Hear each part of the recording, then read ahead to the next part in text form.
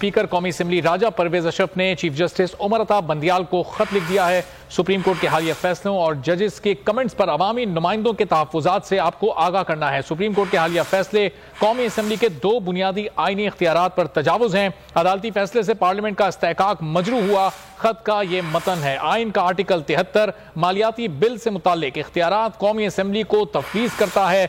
Speaker कौमी assembly ने खत लिख दिया। चीफ जस्टिस उमर अता बंदियाल को यह खत लिखा गया। सुप्रीम कोर्ट के हालिया फैसलों और जजेस के कमेंट्स पर अवामी नुमाइंदों के तहफ्फुज़ात से आपको आगाह करना है। सुप्रीम कोर्ट के हालिया फैसले कौमी असेंबली के दो बुनियादी आईनी इख्तियारात से तजावुज़ हैं। अदालती फैसले पार्लियामेंट का इस्तेहकाक मजरू हुआ। खत का ये मतन सामने आया है। आइन का आर्टिकल 73 मालियाती बिल से मुताल्लिक इख्तियारात कौमी असेंबली को तफवीज़ करता है। खत में ये नुकात शामिल किए गए हैं। स्पीकर कौमी असेंबली राजा परवेज अशरफ की जानिब से चीफ जस्टिस उमर अता बंदियाल को खत लिख दिया गया। सुप्रीम कोर्ट के हालिया फैसलों और जजेस के कमेंट्स पर अवामी नुमाइंदों के तहफ्फुज़ात से आपको आगाह करना है। सुप्रीम कोर्ट के हालिया फैसले कौमी असेंबली के दो बुनियादी आईनी इख्तियारात पर तजावुज़ हैं।